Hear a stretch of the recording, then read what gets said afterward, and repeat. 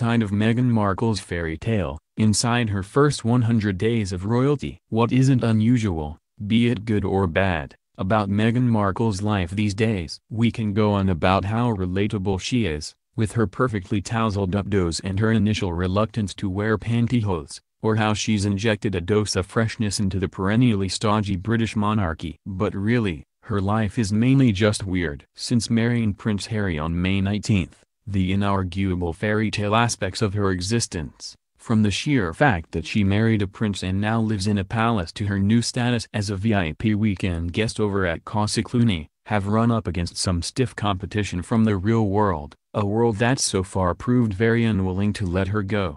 It's interesting that Meghan has just joined the biggest soap opera in the world and she has just landed the biggest role of her life as an actress. Paul Burrell, Princess Diana's former butler, said on Yahoo UK's The Royal Box this month. "I think, yes, she did want to be famous, she's got everything that she wanted. But I, also, think be careful what you wish for, because sometimes it's not all that it seems." That's a rather jaded prism through which to view the most talked about love story of the past 2 years, but at the same time Burrell saw firsthand the toll that constant scrutiny took on Harry's late mother. Yet Princess Diana, the people's princess, may still be the most beloved member of that family next to the Queen despite having been gone for almost 21 years, so she obviously had staying power in spades. And speaking of digging implements, they are either like Scientologists or the Stefford family. Meghan's father, Thomas Markle, who's been putting the strange in estrangement since before the wedding, lamented earlier this month to The Sun, which apparently can't get enough of these patrilineal grievances and has been one of many outlets to gladly provide a public forum for the retired TV lighting director. Samantha Markle, Meghan's half-sister, marked the newest royal's birthday with a series of tweets, including one calling her Cruella de Vil. Thomas Markle and Meghan's mother, the stoic, supportive and still in the picture Doria Ragland, separated when she was 2 and divorced a few years later, and though Meghan and her dad had by all accounts a decent relationship when she was growing up, it hasn't looked pretty since Meghan burst onto the global stage as the girlfriend of one of the most eligible bachelors in the world, and it wasn't looking pretty in 2011, either, when Markle married her first husband, Trevor Ingleson, in Jamaica in front of a group that included her mother but not her father. "If they hear anybody say anything they just lock the doors," Thomas said of the royals. "They need to speak up. They close the door, pull the shades down and put their fingers in their ears so they don't have to hear." Really, it isn't all that hard to block out the noise of the hoi polloi, even when you're related to the noise. So no photos of the Duke and Duchess of Sussex in a petulant "I can't hear you" pose have cropped up yet. But because of the Markle side of the family's insistence on not shutting up, the first 100 days of Meghan's life as a royal haven't all qualified as part of the honeymoon period. There is no protocol for people like Thomas Markle, or in-laws, and people who marry into the royal family are lost at sea, Burrell said on The Royal Box. They have embraced Meghan, they are keeping Meghan safe. But how about all the people in her world? I think they need to think about this. It's a problem. By all accounts, Harry is head over heels in love with his wife. He certainly doesn't want to see her suffer, and he reportedly felt terrible about Meghan's father not attending their wedding, the need to undergo a procedure following a heart attack rendering Markle unable to travel. But at the same time, all of Harry's gentlemanly ways have been put to the test in recent months as he's maintained the stoic demeanor he's been more or less required to display in public since he was a boy. Some believe he's following in Diana's footsteps by turning the other cheek. Yet he's also taking a page from his grandmother Queen Elizabeth II's playbook: refuse to acknowledge a disturbance publicly, which would give credence to the situation, and then handle the situation however you see fit in private.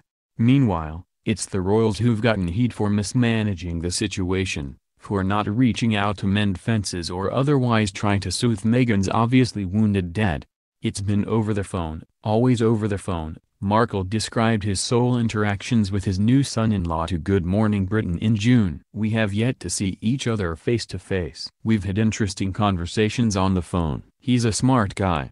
Harry was a very nice man," he said. "Gentleman. Very likable." In early July, however, He said he hadn't spoken to either Harry or Meghan in a long time. "I think Meghan should have handled this from the beginning," her half-brother Thomas Markle Jr. told the Daily Mail recently. "And I think it got ignored and swept under the carpet for so long. It's a shame where it's ended up, especially between her and my father. She's capable of doing anything, she's just got to want to do it." But Meghan, no matter what decisions her relatives think she should be making on her own, is on board with whatever her new family has decided when it comes to this pernicious problem. And perhaps it hasn't been easy for Meghan to freeze out an entire side of her family, according to them, but once you join the firm, that's just the way it is. Then again, with her dad going around saying he hopes that they reconcile before he dies and adding his 2 cents to even the family planning conversation, telling GMB, "I don't think there is a stork in the air yet, but I think it will happen sooner or later." Maybe it hasn't been so difficult, though prospective grandparents do tend to be a little overeager in that department. The Daily Mail reported that a deeply hurt Meghan told a close friend that she just wishes her dad would stop blathering to the press until she feels she can trust him. The source continued, she had no plans to contact him. In certain other aspects of her married life, however, Meghan will have freedoms not afforded to her sister-in-law Kate Middleton, who as the wife of Prince William will always have certain pressures on her shoulders that even the Queen's other grandchildren don't have, because William is second in line to the throne and Kate will in all likelihood be called Queen one day. Harry, upon the arrival of Kate and Will's third child, moved to sixth in line. One day Harry and Meghan may be sharing their spotlight with a little heir of their own. People other than Meghan's dad have commented upon her expressed interest in having children,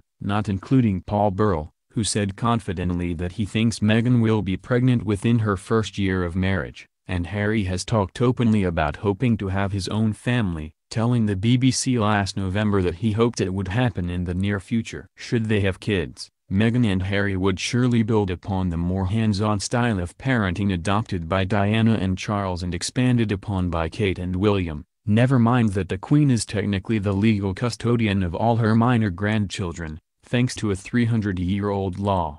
The grand opinion has never been changed, but the Queen has a far better relationship with her kids than George I had with his son, the future George II in the 1700s, royal expert Marlene Koenig told The Sun. Still, Harry and Meghan will have free rein within reason, i.e., live your life and try not to embarrass anybody, when it comes to their offspring's upbringing and schooling. Contentedly distanced from supreme responsibility, however, Harry is still devoting his life to public service in the vein of his brother, father and grandparents, patronizing numerous organizations in the UK, and maintaining his own charitable foundations. Meghan, who was an activist already before meeting Harry on a blind date, fits neatly into that life plan. But like his late mother, it's his personable charm and his rebellious youth made a good story that has had an entire Commonwealth in a dither over Prince Harry for years. Understandably everyone, from his closest observers to his most distant admirers,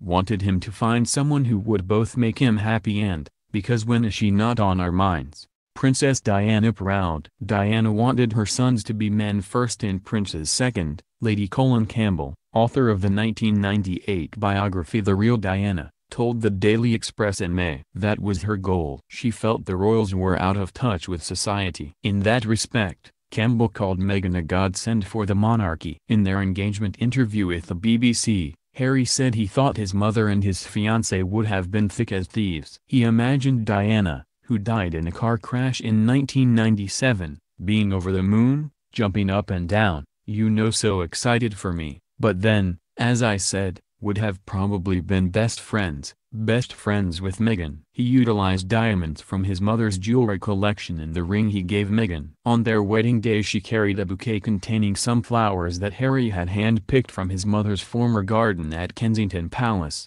where the couple and Kate and William now live, and the bride wore a massive aquamarine cocktail ring that belonged to the late Princess of Wales to their evening reception.